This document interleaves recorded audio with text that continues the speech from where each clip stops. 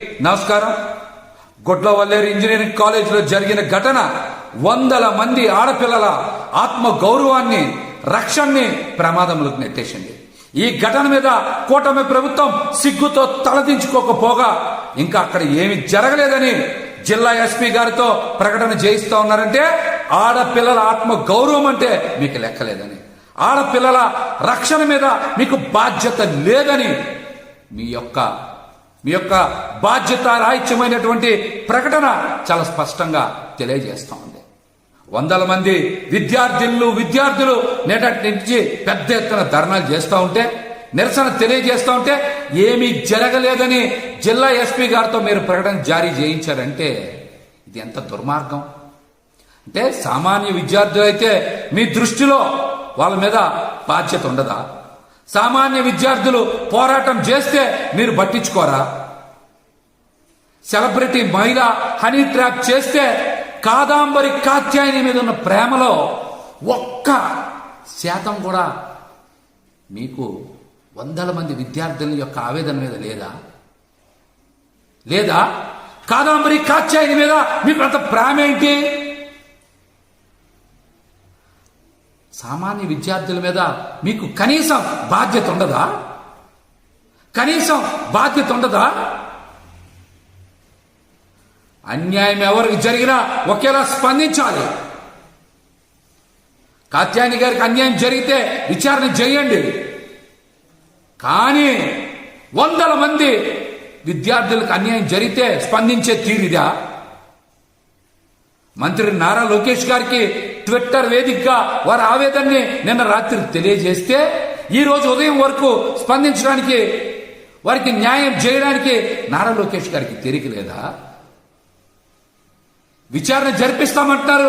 అక్కడ వందల వీడియోలు ఇబ్బంది పడేలాగా తీశారని, అవి ఎక్కడికి బహిర్గతం కాకూడదని విద్యార్థులు పెద్ద ఎత్తున వాపోతుంటే విచారణ చేస్తామంటున్నారేంటి? ఇది మీకు అంత అర్జెంట్ అనిపిస్తలేదా? ఈ ఘటన మీకు అంత ప్రాముఖ్యం అనిపించట్లేదా? కాదాంబరి కాత్యాయని ఘటనే మీకు అంత ఇంపార్టెంటా?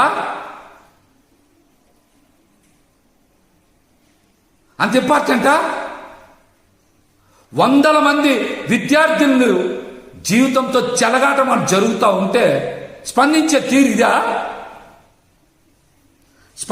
తీరు ఇదా? శ్రావణ శుక్రవారం నాడు వందల మంది విద్యార్థుల ఆత్మ గౌరవం తిబ్బతింటూ ఉంటే ప్రభుత్వం ఈ రకంగా స్పందించేది? ఈ ఘటనకి నైతిక బాధ్యత వహించి ఇంతవరకు సరైన రీతిలో స్పందించకుండా, విద్యార్థుల భద్రతని పట్టించుకోకుండా అలసత్వం ప్రదర్శించినటువంటి హోంశాఖ మంత్రి అనిత గారు ఈ ఘటనకు బాధ్యత వహిస్తూ తక్షణమే రాజీనామా చేయాలి.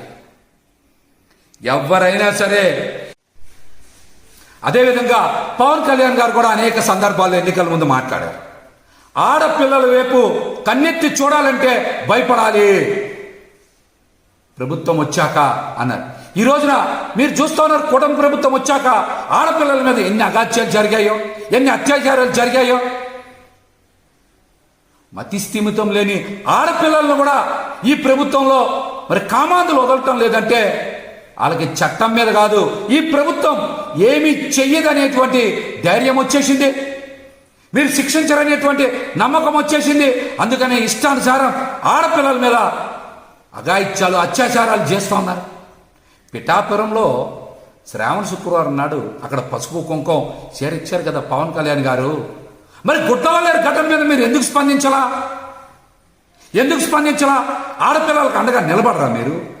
ఇష్టానుసారం అఘాయిత్యాలు చేసిన ఇట్లాంటి సీక్రెట్ కెమెరాలు పెట్టి ఆడపిల్లల ఆత్మ గౌరవాన్ని మరి రోడ్డు మీదకి తెచ్చేదాకా వాళ్ళు ప్రవర్తిస్తూ ఉంటే మీరు స్పందించరా?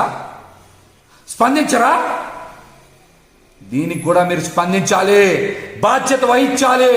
పదవి తీసుకొని మీరు అధికారాన్ని అనుభవించడం కాదు, బాధ్యతగా మీరు ఆడపిల్లలకి అండగా నిలబడకపోతే మిమ్మల్ని ఖచ్చితంగా ఈ రాష్ట్రంలో మహిళలందరూ కూడా బహిష్కరిస్తారని కూడా ఈ సందర్భంగా తెలియజేస్తున్నా. ముఖ్యంగా గుడ్లవల్లేరు జరిగినటువంటి ఘటన మీద రాష్ట్రంలో ఉండేటువంటి తల్లిదండ్రులు, మహిళలందరూ కూడా ఒక్కసారి బలంగా గొంతుకు వినిపించాలి. ఈ ప్రభుత్వం కళ్ళు తెరిచేలాగా మీరు నిరసన తెలియజేయాలి. లేకపోతే ఈ ప్రభుత్వంలో మహిళల మీద, విద్యార్థుల మీద, అదేవిధంగా యువతల మీద అఘాయిత్యాలు పెరిగిపోతాయని కూడా ఈ సందర్భంగా తెలియజేస్తూ ఉన్నా. అదేవిధంగా జగన్మోహన్ రెడ్డి గారు కూడా మరి మహిళల రక్షణ కోసం దిశ చట్టం తెచ్చారు. దిశ పోలీస్ స్టేషన్ని ఏర్పాటు చేశారు. మీరేం చేశారు? మహిళల భద్రతని, ఆడపిల్లల భద్రతని గాలికి వదిలేసి జగన్మోహన్ రెడ్డి గారు తీసుకొచ్చినటువంటి దిశ పోలీస్ స్టేషన్ల పేరు మార్చి మహిళా పోలీస్ స్టేషన్లని పెడతా ఉన్నారు. ఇంతకన్నా మీరు చేసేది ఏమైనా ఉందా? ఏమన్నా పేరు మారిస్తే మీకు పేరు వస్తుంది అనుకుంటే అది పొరపాటు అవుతుంది. జగన్మోహన్ రెడ్డి గారు లాగా మీరు కూడా మహిళల రక్షణ కోసం కట్టుదిట్టమైనటువంటి ఏర్పాట్లు చేయాలి.